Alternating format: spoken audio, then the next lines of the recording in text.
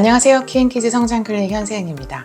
오늘은 이제 키가 새는 구멍 5번째죠. 5번째 키가 새는 구멍으로 오늘 알려드릴 것은 가정 내 환경 호르몬이라고 부르는 방향제예요. 방향제는 제가 하도 향료 해서 유튜브 보신 분들은 잘 아실 텐데 참 반가운 그 저널이 실렸더라고요. 작년 9월에 엔도크리놀로지라고 하는 미국의 세계적으로 되게 권위 있는 내분비 학술지거든요. 거기에 논문이 게재됐어요. 여아들이 너무 화학 물질에 과도하게 노출됐을 때는 조기사춘기가 올 수 있다. 내용의 핵심은 향료를 불필요하게 노출되는 거를 피해라. 이게 이제 메시지거든요. 그래서 제가 이 학술지에서 향료에 대해서 강조하는 그 논문을 낸 걸 보고 정말 다시 힘을 얻어서 다시 향료에 대해서 열심히 또 진료실에서 설명하고 있는데, 그 논문에서 요즘 말하고 있는, 많이 쓰이고 있는 성분 중에 하나로 언급한 것이 머스크 암브레트라고 하는 향료예요. 근데 머스크 암브레트도 저는 몰라서 찾아봤는데, 그러니까 우리가 흔히 아는 머스크 향이라고 생각하시면 되고, 약간의 달콤한 꽃향이 가미된, 그게 이제 대표적으로 향수에 대부분의 바디 제품이나 화장품, 여러 가지 세정제, 심지어 탈취제로 뿌리는 스프레이 있죠. 여기도 많이 들어있고, 놀라운 것은 껌과 사탕, 젤리, 주스, 여기도 이 머스크 암브레트 향료가 식품의 향신료로 많이 쓰인다는 거예요. 그런데 우리가 표기될 때 이 자기 정체를 그대로 쓰지 않고요, 그냥 향료라고만 쓴다는 거죠. 그래서 사실은 이런 향료가 개인 소지품에 어디든지 우리가 노출될 수 있다. 그래서 향료 자체를 조심하자는 게 논문의 논지이자 결론이고, 저도 이제 이것을 다시 한번 좀 언급할 필요가 있다 이렇게 생각을 했어요.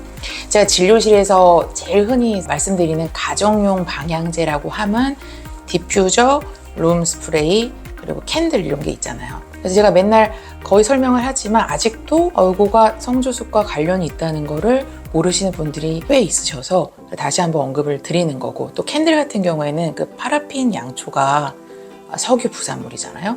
그래서 어떤 분들은 한 스푼 정도 떨어뜨리는 수영장 물이라고 표현한 분도 있는데, 저는 이 극소량도 누적되면 안 된다고 생각돼서 사실 캔들은 정말 많이 피하라고 설명드리는 편이에요. 이런 거는 이제 기본적인 거고, 우리가 의외로 놓치고 있는 가정에서의 환경 호르몬 방향제가 1번은 이제 입욕제예요. 좀 향도 나고 거품 목욕을 즐길 수 있잖아요.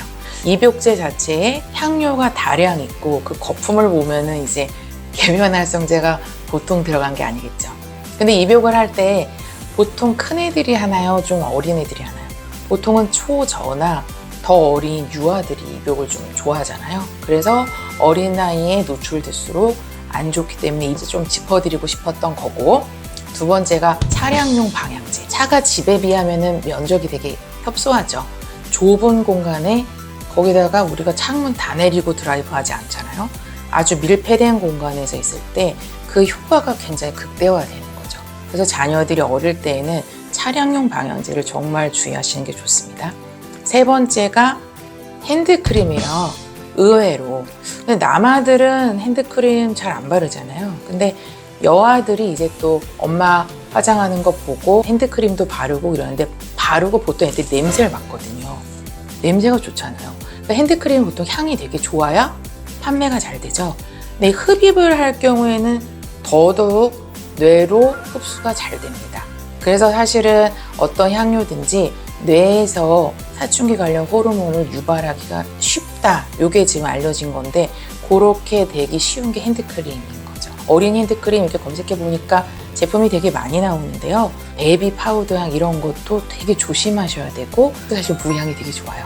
그래서 저 같은 경우는 이제 아예 무향으로 쓰는 바디 크림을 핸드크림으로 썼던 적도 있었습니다. 이제 네 번째, 이런 거는 괜찮겠지 하고 제가 보호자분들께 들은 제품이 아로마 오일이에요.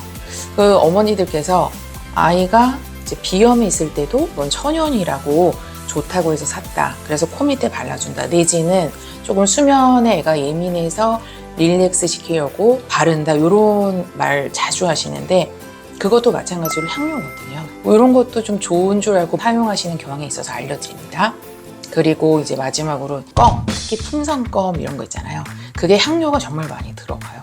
사실 젤리도 마찬가지죠. 그리고 사탕 같은 것도 되게 유명한 외국 브랜드 사탕 뭔지 이렇게 아시죠? 이렇게 막대 사탕. 거기에도 머스크, 엠브레트, 향료가 있는 것 같더라고요. 제가 찾아보니까. 제가 이제 항상 보면은 젤리를 많이 먹는 애들이 성주수옥으로 오는 경우를 정말 많이 보는데, 젤리, 사탕, 껌 이런 것들이 예를 들어 피부로 흡수되는 거, 코로 흡수되는 거, 먹는 것 중에서 먹는 것도 흡수율이 많지 않겠습니까? 그래서 이 부분을 오늘 알려드리려고 했어요. 우리가 성조숙이 오게 되면은 지금 커도 나중에 손실되는 키가 많기 때문에 키가 새는 구멍 중에 오늘 중요한 가정용 제품들, 특히 방향제에 대해서 알려드렸습니다. 도움이 되셨으면 구독과 좋아요 부탁드릴게요. 감사합니다.